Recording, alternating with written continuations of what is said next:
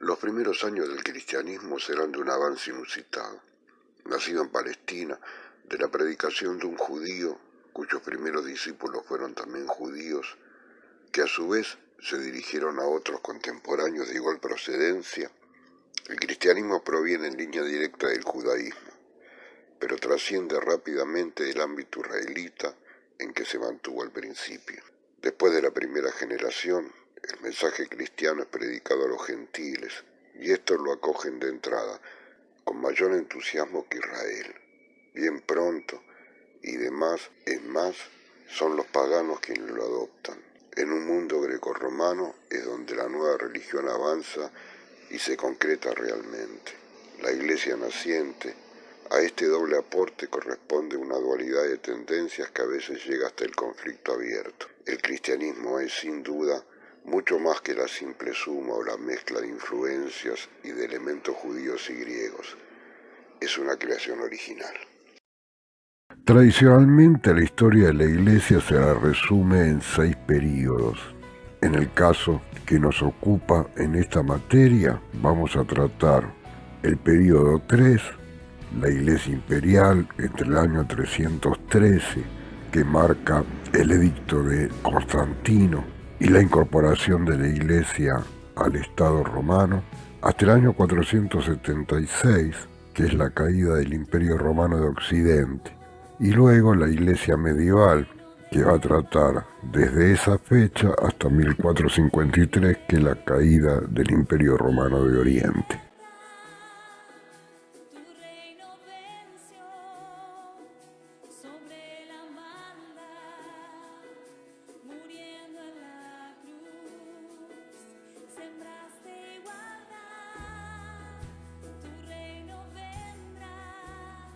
El mensaje de la muerte y resurrección de Jesucristo llegó en un momento en que las condiciones estaban listas para su rápida difusión y asimilación en la cultura romana.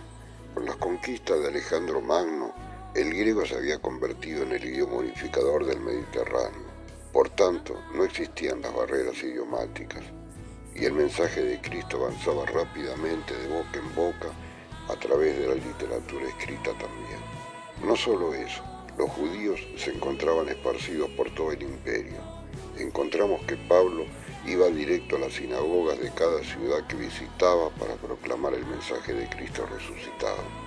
La infraestructura del imperio era sin precedentes. Un sistema de vías atravesaba la tierra y el gobierno protegía a los viajeros de los bandidos y de otros peligros. El imperio había creado extensas rutas de intercambio dentro de sus límites y con las otras civilizaciones. Estas demostraron ser una entrada útil a Europa y a Asia. Independientemente de sus intenciones, incluso las persecuciones romanas periódicas de cristianos con frecuencia ayudaron a la propagación del Evangelio.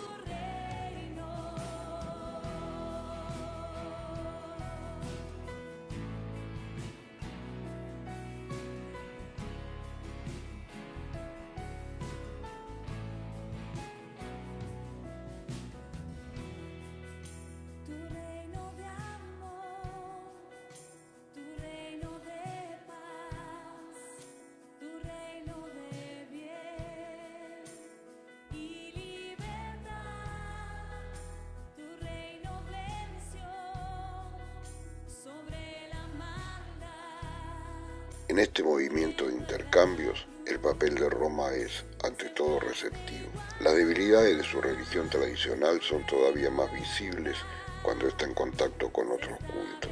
Es una religión esencialmente cívica, cuyos sacerdotes son magistrados y que no tienen más que ritos, sin doctrina y sin ética. Cuidadosa de formalismos, pero que ofrece muy poco alimento a la vida espiritual de sus seguidores.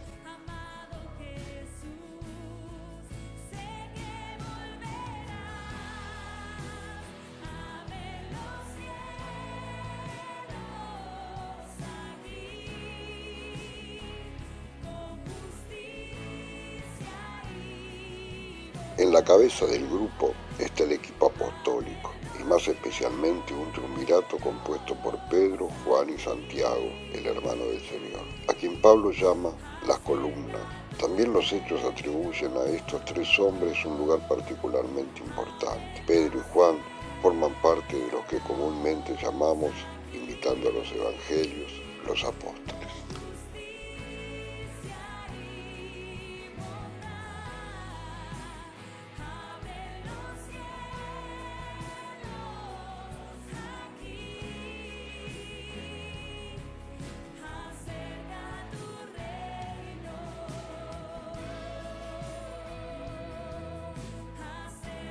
Al lado de los 12, los Hechos mencionan a los ancianos.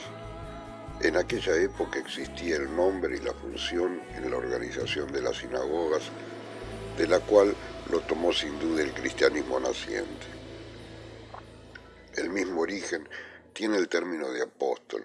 Según la costumbre judía, apóstoles eran los enviados por el Sanedrín a las comunidades de la diáspora. Por sus componentes, su organización y su espíritu, la iglesia primitiva aparece pues como una secta judía entre tantas otras. La mayor diferencia que hay entre ella y la ortodoxia oficial es el hecho de que los cristianos dan un nombre al Mesías anónimo que espera Israel, pero no basta para crear un cisma. La fe en Cristo Jesús y la esperanza de su próximo retorno no es seguramente la única originalidad de estos judíos cristianos. Tienen también ritos que les son propios y por medio de los cuales se afirman como grupo.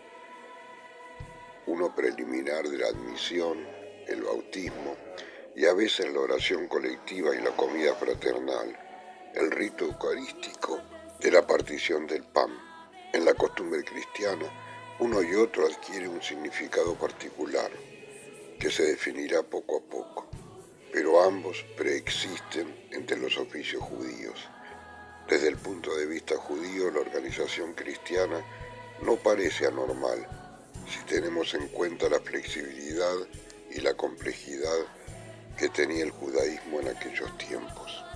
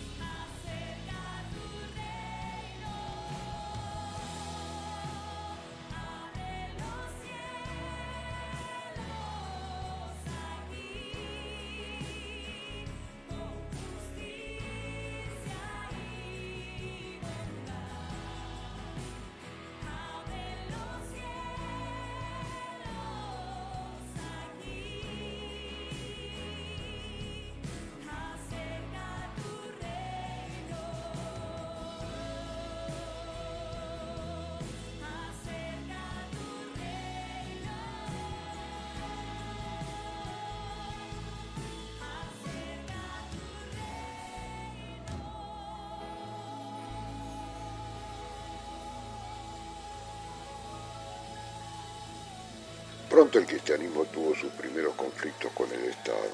Estos conflictos produjeron mártires que sellaron su testimonio con su sangre. En el libro de los Hechos, cuando se persigue a los cristianos, quienes lo hacen son generalmente los jefes religiosos entre los judíos. La única persecución verdadera dirigida contra el conjunto de la iglesia de Jerusalén es la de Herodes Agripa en el año 44. Por esta padecieron martirio Santiago Apóstol, hermano de Juan, y tal vez Juan mismo. A Pedro lo detuvieron, pero según los hechos fue milagrosamente liberado.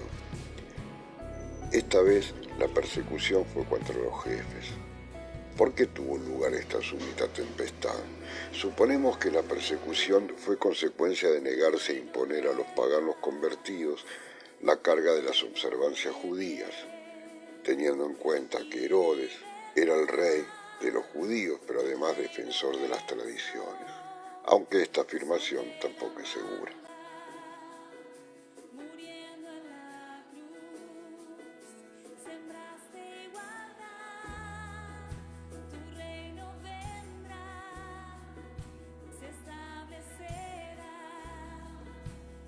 Esteban, un judío de la diáspora de nombre griego, era diácono nombrado por los apóstoles, junto a otros 6, para compartir responsabilidades en la nueva iglesia.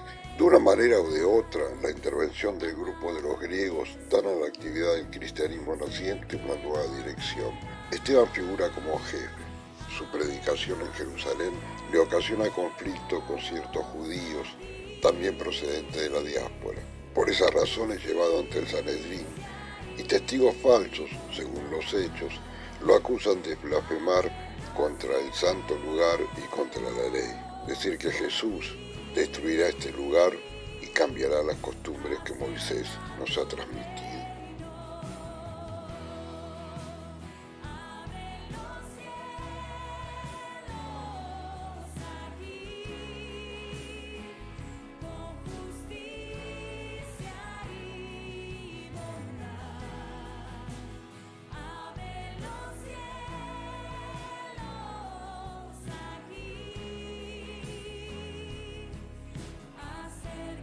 Pronto, sin embargo, las cosas comenzaron a cambiar y fue el imperio el que empezó a perseguir a los cristianos. En cierta medida, las persecuciones se basaban en una serie de rumores y opiniones que circulaban en torno de los cristianos. En el siglo I, las peores persecuciones tuvieron lugar bajo Nerón, que fue emperador entre el 54 y el 68, y Domiciano, que fue emperador entre el 81 y el 96. Aunque cruentas, parece que estas persecuciones fueron relativamente locales.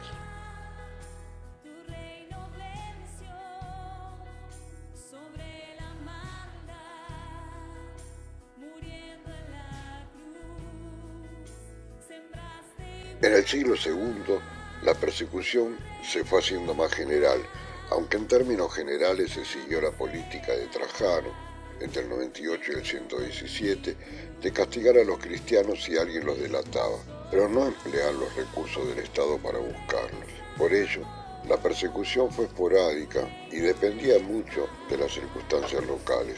Entre los mártires del siglo II se encuentran Ignacio de Antioquía, de quien tenemos 7 cartas, Policarpio de Mirra, de cuyo martirio se conserva un relato bastante fidedigno, y los mártires de Lyon y Viena, en la Galia.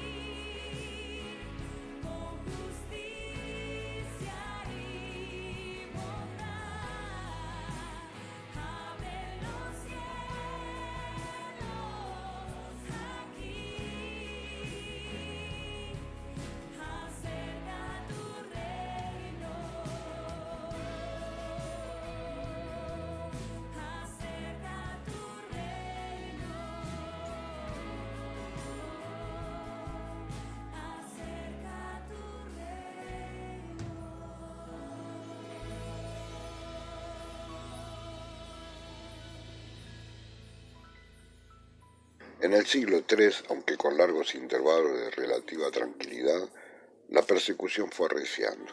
El emperador Séptimo Severo siguió una política sincretista y decretó la pena de muerte a quien se convirtiera a religiones exclusivistas como el judaísmo o el cristianismo. Decio ordenó que todos sacrificaran ante los dioses y que se expedieran certificados al respecto. Los cristianos que se negaran a ello debían ser tratados como criminales. El emperador Valeriano siguió una política semejante, pero la peor persecución vino bajo Diocleciano y sus sucesores inmediatos. Primero se expuso que los cristianos debían ser expulsados de las legiones romanas. Luego se ordenó la destrucción de sus edificios y libros sagrados.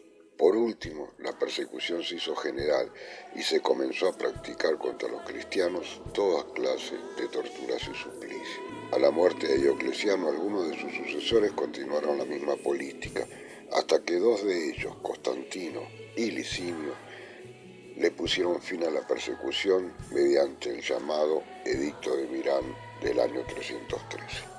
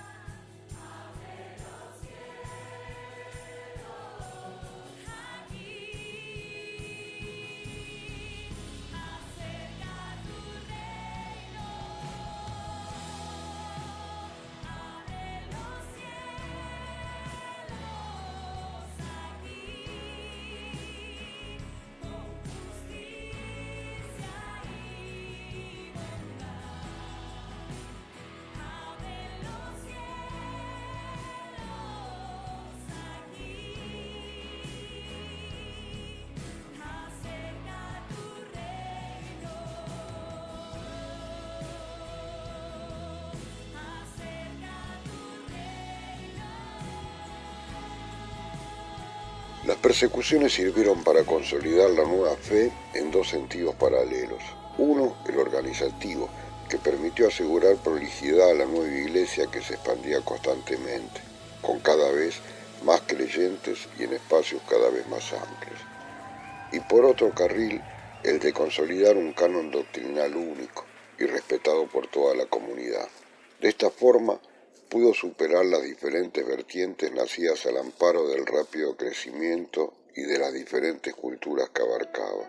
Convirtió a la nueva iglesia en una institución de tal fuerza que convivió con el imperio decadente de los siglos IV y V y pudo superar su caída.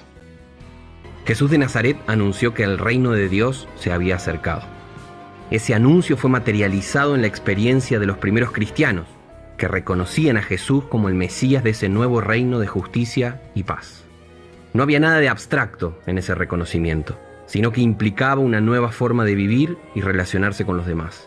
Semejante actitud era un acto crítico y subversivo que disputaba la hegemonía del Imperio Romano, un sistema que demandaba la adoración del César como hijo de Dios y Señor.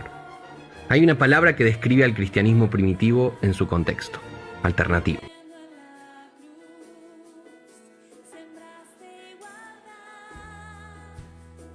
La eclesía, entendida como comunidad mesiánica, fue una opción renovadora dentro de la realidad del Imperio Romano. Pero como dice Antonio González, existen dos condiciones imprescindibles de cualquier alternativa. No se puede ser alternativa sin ser visible y comprensible por el contexto como una forma verdaderamente atrayente, pero tampoco se puede ser alternativa sin ser distinto de la sociedad circundante. Pero una serie de eventos que sucedieron a lo largo del siglo IV le cambiaron la cara al cristianismo para siempre. Es lo que se conoce como giro constantiniano, y para entenderlo tenemos que presentar a Flavio Valerio Aurelio Constantino, más conocido como Constantino el Grande, emperador del Imperio Romano entre el 306 y el 337 después de Cristo. En el año 313, Constantino proclamó el Edicto de Milán, en el que quitó la proscripción al cristianismo. Esto significó el fin de la persecución y el comienzo de una nueva era de libertad religiosa.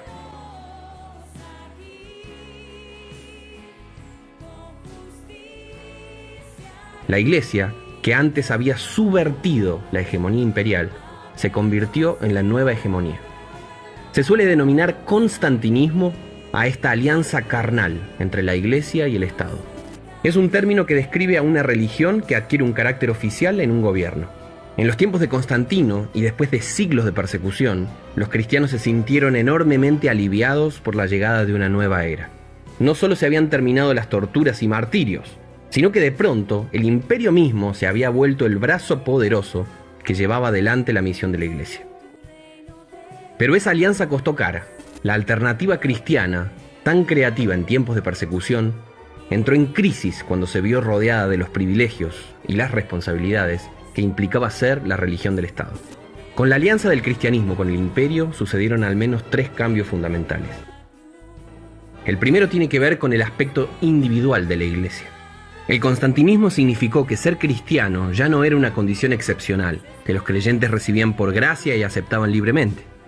El título cristiano empezó a describir no a personas, sino a toda la sociedad. Una religión estatal cambia las reglas del juego. Ya no existe un éxodo personal, ni es necesario aceptar voluntariamente el señorío de Cristo para entrar en el reino. El segundo cambio tiene que ver con el aspecto comunitario de la Iglesia. Cuando el cristianismo se volvió religión oficial del imperio, empezaron a desaparecer muchas de las formas específicas de la solidaridad cristiana.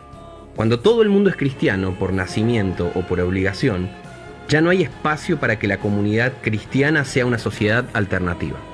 Ya no son necesarias nuevas relaciones, ni prácticas justas y misericordiosas, ni estructuras alternativas. Una nueva sociedad que se impone desde arriba no es nada más que la misma sociedad de siempre, pero con ropa nueva. El tercer gran cambio que acarrió la alianza entre el cristianismo y el imperio tiene que ver con la proyección social de la Iglesia. Jesús predicó un tipo de fe definida por una no violencia radical. Esa actitud marca el mensaje del Sermón del Monte. Los primeros cristianos, siguiendo su ejemplo, renunciaron a la violencia incluso cuando eso significaba el martirio. Pero una de las prerrogativas del Estado es justamente el monopolio de la violencia legítima. Por eso cuando la Iglesia se volvió imperial, ese pacto acarrió la legitimación de la violencia de los poderes temporales. Esa violencia ha sido muchas veces explícita, y pensemos si no en las cruzadas o la conquista de América. La alianza entre la Iglesia y el imperio desfiguró drásticamente la propuesta del cristianismo. No fue una distorsión voluntaria, ni una apostasía consciente. Por el contrario, la prometedora alianza de la Iglesia con el poder temporal mostró solo con el tiempo los riesgos que acarreaba. Una Iglesia oficial termina por sacralizar las estructuras sociales. Dios se convierte en un símbolo del orden jerárquico de la sociedad misma. La alianza con el imperio le costó a la Iglesia el sacrificio de su alternativa. A fin de cuentas, las alternativas no pueden ser hegemónicas. Cuando la Iglesia perdió lo que la hacía especial, se volvió tan solo una legitimadora del statu quo.